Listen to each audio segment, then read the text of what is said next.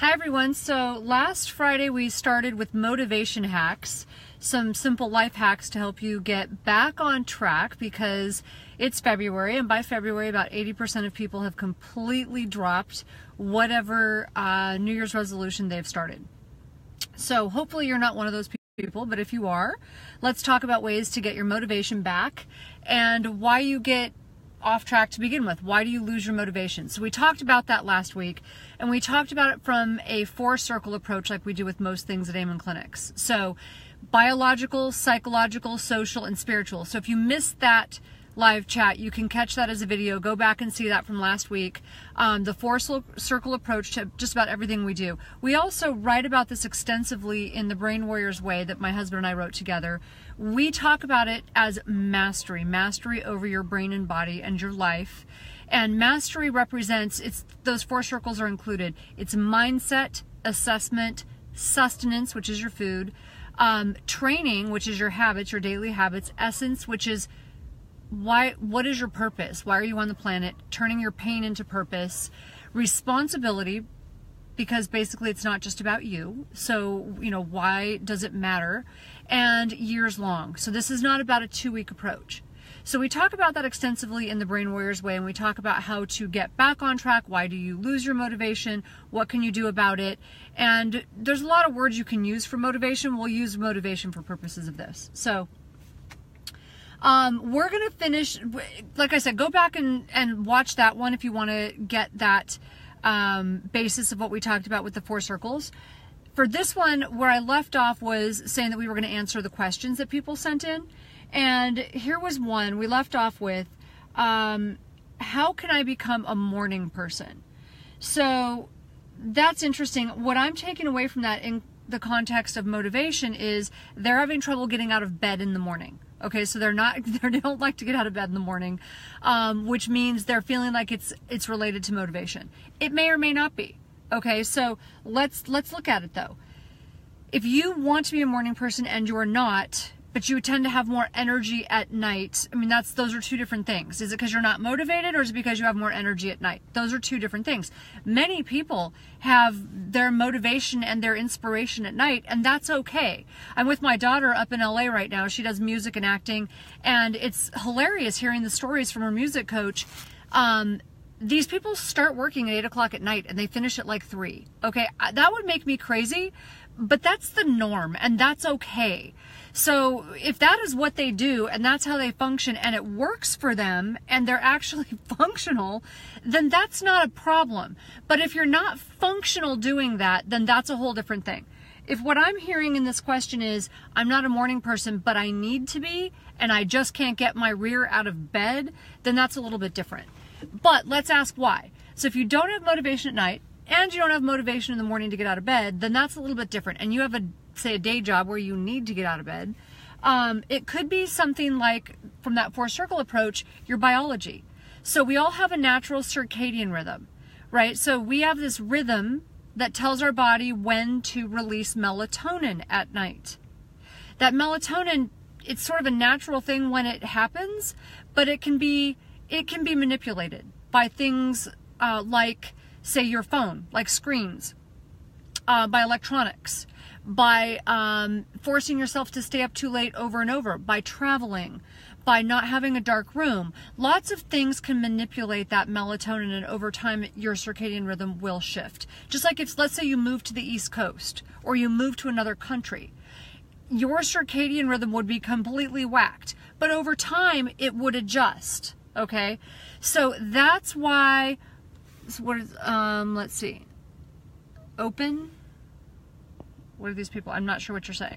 Open. Okay. Anyways, I'm not sure what you mean by that. Hopefully you guys can hear me. So if you can hear me or you can't, make sure you let me know. So anyways, someone's saying open, and I don't know what they mean by that. So, and of course I don't have my glasses on, so I'm trying to squint and see.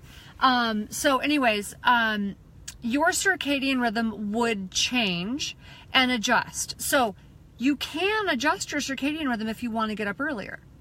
But let's look at that. So what is causing you to not want to get up early? What's causing is it your circadian rhythm, which you can change? So this could be a habit as well as your internal clock. If it's a habit, then let's start working on the habits. Let's look at what time are you going to bed? Is that a habit because you want to watch something on television? Is it because you're spending too much time on your computer answering email?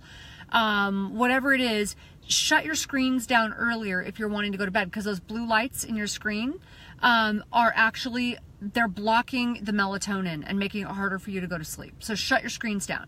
Make sure your room is dark. Make sure that you are doing things to settle your system down. So don't have caffeine for sure. If you are, especially if you're sensitive to caffeine, don't have it past noon, and don't have a lot of it during the day at all. Do things like take warm baths. You can have sleepy teas or sleepy bedtime teas. I love those. I use those myself. Things like time-release melatonin can help support, being ready to go to sleep if melatonin is an issue for you. Magnesium can really help support that just relaxation so you can get ready for bed. Make sure you're not thinking about stressful things before bed. So those are some of the habits and the hygiene that you can do. But I have another question. Are you not getting out of bed in the morning because you're not passionate about what you're doing? Is it because you just don't want to do whatever it is you're doing? So maybe you need to reframe and rethink about how you think about what you're doing, or maybe you actually need to rethink about what you are doing if you really don't like it and you don't want to get out of bed. Because one of the things that will help you is to be excited about something. So plan something that you want to get up for. Even if it's just, sitting in for 10 minutes and having a cup of coffee with your spouse or your child, or, a cup of tea, or just enjoying a sunrise and saying your prayers in the morning, or meditating in the morning. But get up quickly, have something that you're excited about. Make sure that you expose yourself to natural sunlight. The first thing I do in the morning when I get up, because my room's very dark so that I can sleep. So I make sure that I open all the blinds. And then I go outside and I take some deep breaths. I love to go outside and meditate and pray in the cool air in the mornings and take some deep breaths. That will help to wake you up. What you don't want to do is dwell. Do not lay in bed and dwell and start thinking about going back to sleep, or how comfortable your bed is, or how much you wish you didn't have to get up, or how much you hate your job. And those all lead to other questions like, why is it that you really hate getting out of bed? Is it something like, on those 4 circles we talked about, is it the psychological thing? Are you depressed? Or is it on the spiritual level? Are you not excited or passionate about whatever it is you're doing in your life? Okay, so let's look at everything. Do you need something to be more passionate about? So all of those things matter. I would look at it from those 4 circles and address all of those issues. But you can change your rhythm.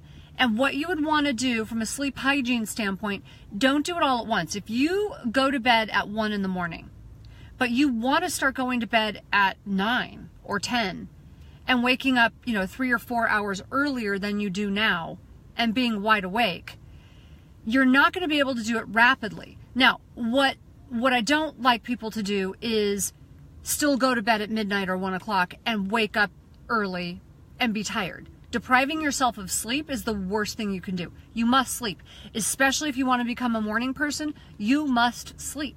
You've got to get your sleep, which means you got to go to bed earlier. You've got to be smarter about getting your sleep. So you've got to start going to bed earlier. And the first thing people say is, well, I can't because I can't sleep.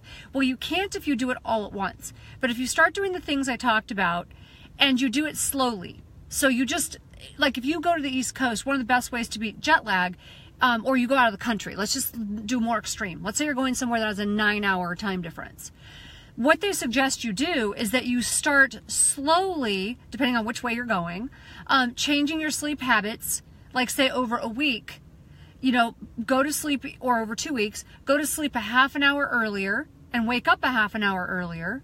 Or if you're going the other direction, go to sleep a half an hour later and wake up a half an hour later, if that makes sense. So you've got several hours. By the time you get to wherever you're going, you have less jet lag. Well, the same thing will happen if you want to change your circadian rhythm. Start changing it slowly, okay, by 20, 30 minutes, and do that over time. Give your body a chance to adjust. Because just like the time change, it doesn't adjust quickly. It takes time. So that might help. So I hope that's helpful.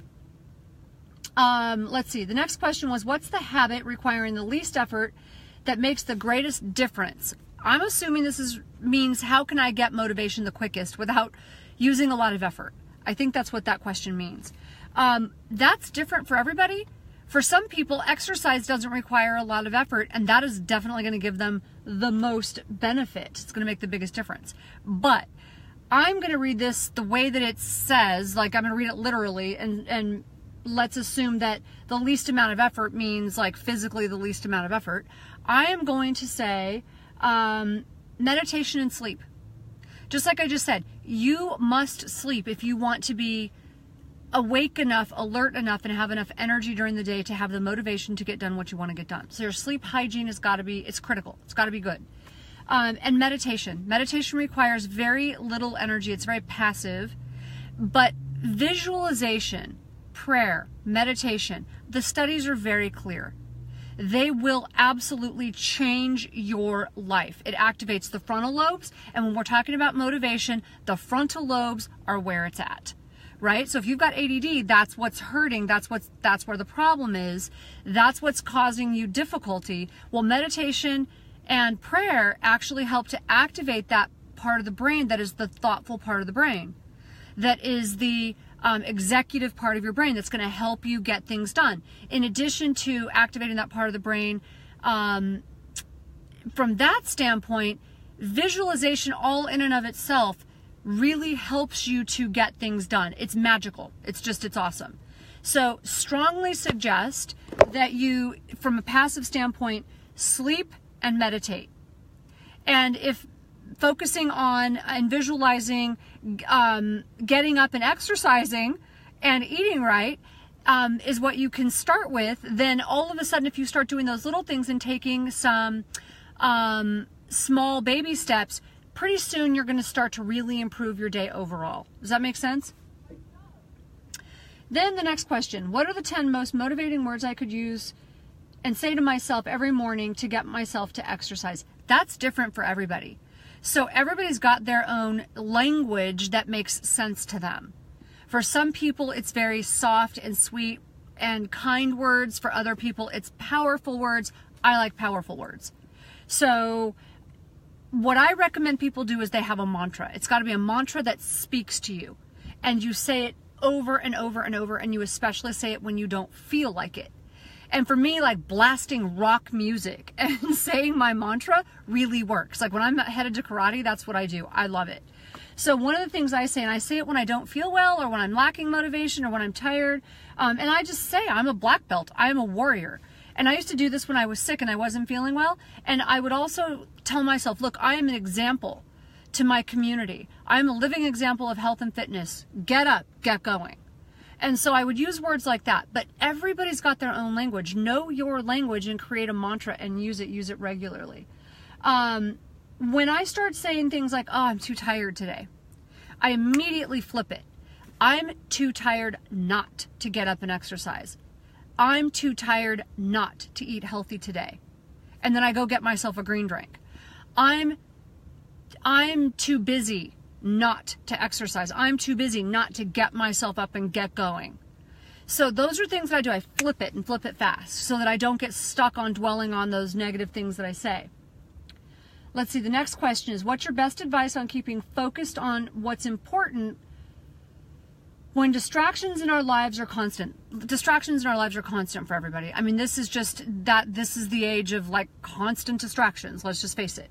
So what I like to say, I like to think of it as almost like triaging. So I'm a nurse. I worked in a trauma unit. ER is a little bit different.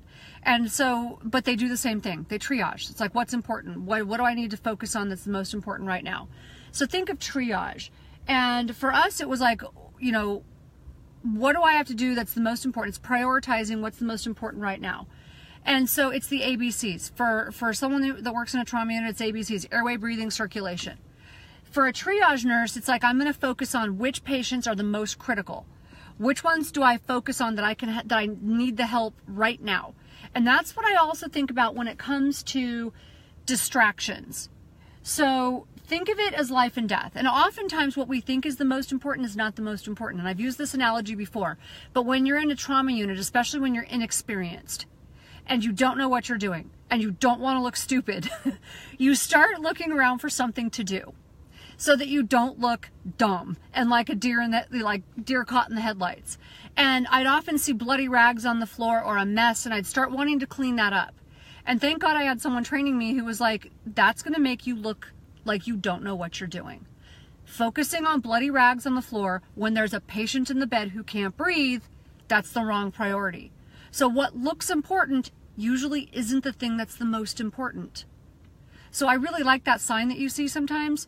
It's really popular. It says, what does it say? Be grateful for the small things, or focus on the small things, because you'll look back one day and realize they were the big things.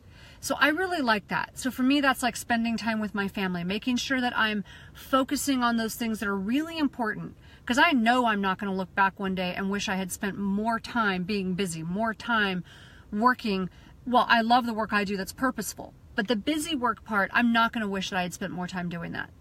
So I really like this one line that one of my mentors uses. If it's not hell yes, it's hell no. If I can't say hell yes to it, then I've got to say hell no, because I'm that busy. So it's got to go through that filter. And does it have eternal value? So if I'm getting upset about something that I can't get done, it's like, does this have eternal value? No. But I know that spending time with my family, taking that time to teach my daughter something important, a life lesson, spending time helping, my family that's in need, which I'm doing right now, that has eternal value. So those are things for me that help me to avoid the distractions that can get in the way of my motivation. And yeah, getting up and working out is more important than 90% of that stuff, because I've got to be healthy if I'm going to be there to take care of my family. So that is what I do. One last thing, the power of the word no. Saying no is the most important thing I've ever learned. And women especially have this tendency to not want to say no. They don't want to hurt people's feelings. They take on too much. You've got to learn to say no. You can say no, thank you, if you need to, but you've got to say no sometimes. And we often don't say no to the right people. We say no to the wrong people. We say no to the people that are closest to us who really need us because we can, and they're the ones who we shouldn't be saying no to sometimes.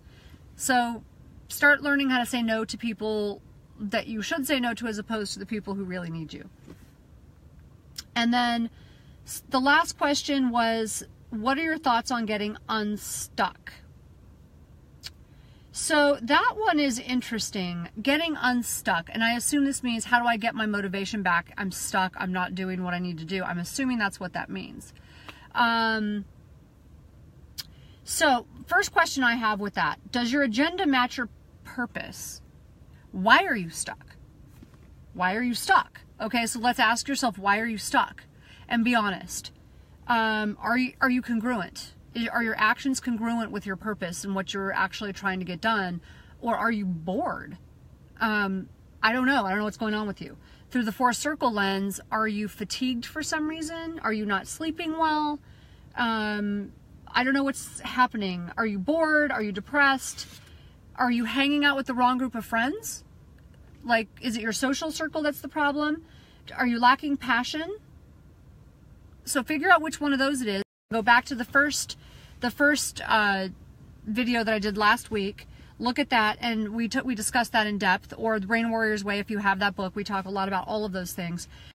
So for getting unstuck, if it's not something like that and you're just sitting around and being lazy, then ask yourself, then what? If I keep doing this, then what? How is this going to benefit me? How is this going to benefit my family if I keep doing this? If I don't get up and do what I need to do, then what? Probably lose my job. Certainly not going to connect with my family. It's not going to help me financially. I mean, ask yourself, then what? Is what you're doing in life powerful enough to get you up and get you going? And if not, ask yourself, what would be? What do you need to change to make it exciting enough to get you motivated to get up off the couch or out of bed? So one thing I like is from the social circle, those four circles, the social circle, ask for help. You need a community. Have some accountability to maybe a group of friends or a friend, or a mentor, and ask for some help. So, and if it is something like depression, go get some help from a professional. So those are the things I would think of when it comes to being stuck. One last thing is get up. When you do have the thought to get up quick. Get up quick and move. Go for a walk, hydrate, do something to make your mind and your body move. Get your blood circulating. Don't sit there and keep dwelling on the thought, I am stuck. Say your mantra, get up and move your body, take some breaths, and hydrate. Does that make sense? I hope that helps. So those are the questions that I got on motivation, finishing that off from last week. Next week, we're going to talk about chronic pain. So I hope this is helpful. Keep sending your questions in. I will answer these when I'm done because right now I don't have my glasses or my contacts in and I cannot see your questions. But I will answer these. So keep sending them in. Going to talk about chronic pain. Lots of questions on chronic pain. So I'm starting to categorize your questions because I can't answer all of them anymore. Too many questions coming in at once. But I love the questions. Keep them coming and we'll do them in live chats. Thanks. Have a great weekend. Bye-bye.